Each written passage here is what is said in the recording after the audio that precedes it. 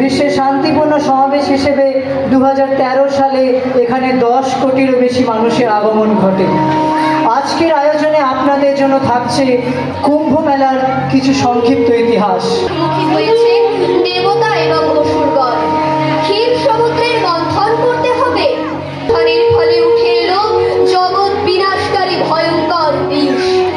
মহেশ্বর অক্লেশে তা কণ্ঠে ধারণ করে হলেন নীলকণ্ঠ। এইভাবে একে একে উঠতে থাকলো কৌস্তব ও পদ্মরাগমণি, কামধেনু, ঐরাবত, উচ্চশ্রবা ইত্যাদি, এবং সবশেষে উঠলেন ধন্বন্তরী, সাথে তার মৃত কলস। সমুদ্র মন্থনে প্রাপ্ত অমৃত পান করে অমর হবার আকাঙ্ক্ষায় দেবতা ও অসুরগণের মধ্যে প্রবল দ্বন্দ্ব শুরু হয়। অসুররা অমর হয়ে গেলে আর দুঃখের কোনো সীমা থাকবে না সংসারে। তাই অসুরের হাত থেকে রক্ষা করার জন্য ইন্দ্রের পুত্র জয়ন্ত স্বর্গের হিসেবে টানা 12 দিন ধরে ছুটেছিলেন অমৃত কলস নিয়ে।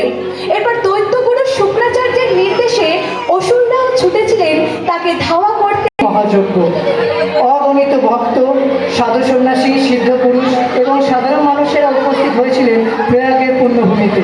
জীবনের সমস্ত পাপ বিসর্জন করার সামান্য পুণ্য অর্জনের আকাঙ্ক্ষায় সবাই ভিড় করে মহাকুম্ভের এই মহাস্নানে।